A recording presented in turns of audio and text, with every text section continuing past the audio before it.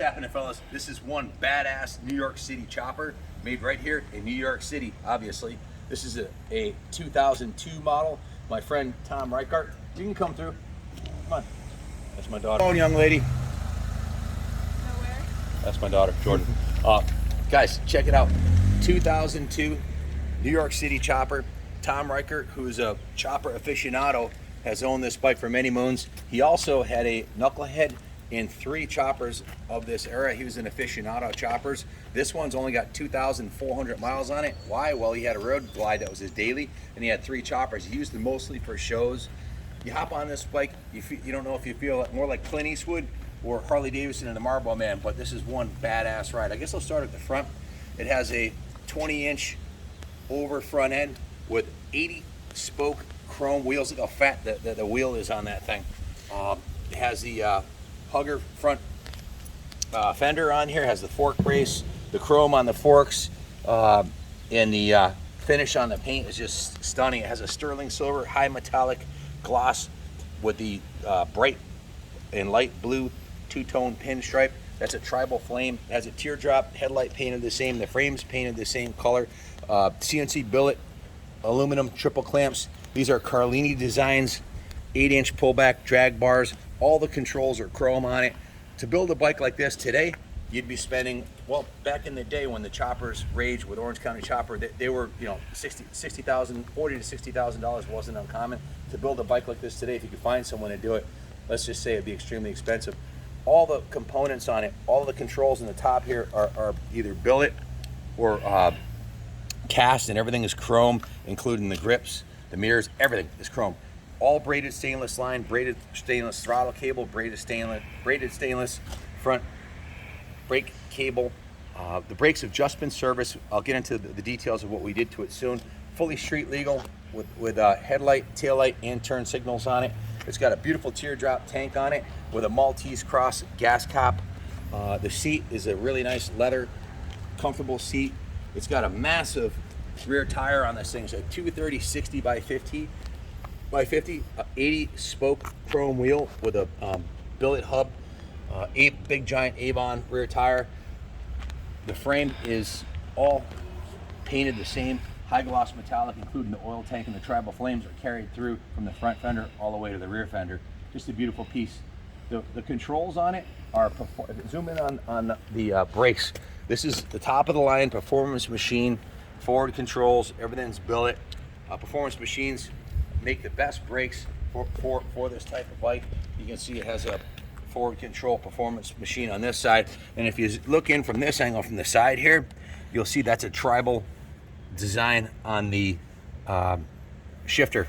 So I think I covered most of the frame stuff. Oh, it also has a steering dampener on it, which keeps it real nice at high speed. And this thing hauls ass. It's 100 horsepower at the rear wheel on the dyno.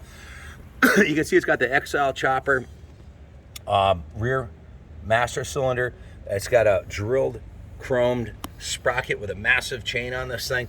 The primary is open primary with a nice billet, semi-open. It's got the billet protector on the front to keep your pants from going in there. Big fat belt, performance clutch, performance transmission. Now the engine, this is the same motor I had in my FXR. This is a 100 cubic inch RevTech engine, performance. They guaranteed 100 horse at the rear wheel, 1 horsepower per cubic inch, and a lot of torque. This thing it'll lope along at 55, 65, 75 miles an hour. But if you want to drop it down a gear and go, this thing will absolutely haul the mail. 100 horsepower on a fairly light bike like this is quite a lot. The motor looks to be in brand new condition because even though it's 20 years old, it's got 2,400 miles on it. So it's been a show bike. It's a show piece. Tom was getting up there in years. He's moving to New Mexico, so he decided to sell his collection of choppers to us. We bought everything from him. We bought the knucklehead and the 3 Evo style choppers, including the Pro Street chopper. But this New York City chopper looks like it could have been made by Jesse James or Orange County Choppers. It's from that era with the super raked out front end, 7 inches up on the front, raked out to the max, big giant frame rails on it. It's just a beautiful piece, and it's something that you could put in your showroom, in a museum, or take it to the streets and go bar to bar. It's set up for solo riding right now. If you wanted to add pegs on it and a P-pad on the back, you could, but she's ready to go. As far as what we've done to it, it didn't need much, but we went right through it anyways. Starting at the front, the brake system was flushed and bled, front and rear. Let me just grab the work order here so I don't speak out of school. They did a compression test on it too. I'll read all that for you too. It's got a brand new battery in it. All the lights were checked to make sure they're all operational. They went through the whole fuel system, drained out the whole fuel out of the tank, inspected it, and cleaned the tank off of the bike with a vapor rust, flushed it and reinstalled it. Did a compression test, and it was, where is it? It's on here somewhere. We got 3 pages of notes here. Here it is. 225 on the front, 225 on the rear cylinder. Obviously a high compression RevTech motor. That's how they get 100 horsepower out of it, where a stock Harley would be in the 60 horsepower range. The fuel system was completely gone through. The tank flushed. The petcock was dismantled and clean. It's got new fuel lines. The carburetor, you can see it's a large bore Mikuni carburetor with the Ram Air style intake with the RevTech intake. So carburetor's removed, cleaned, inspected. The jets are all cleaned, and reinstalled. So they adjusted and lubed the cables, changed the engine oil and the oil filter, changed the transmission fluid, reassembled the carb and air filter assembly, put the new battery in, went through the whole thing. So it's got a carb rebuild kit. They had to put a new stoplight switch in it, and then I went to the detail shop. That was about it. So it spent 11.7 hours in the service department. Then it got what we call a full rotisserie detail. Kenny Strong's our main Harley detail guy.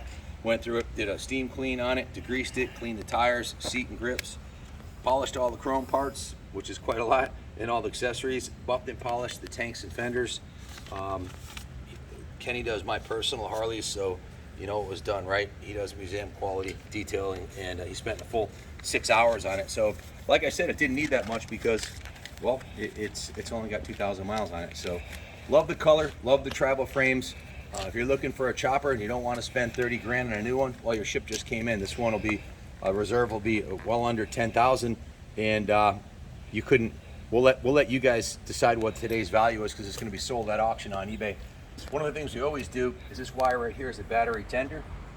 So you just plug it in to your battery tender, and that'll keep it charged when you're not riding it in off season, which is around here. That's about 6 months out of the year. So if you have any questions about this kick-ass classic big bore chopper, give us a call, 860-454-7024.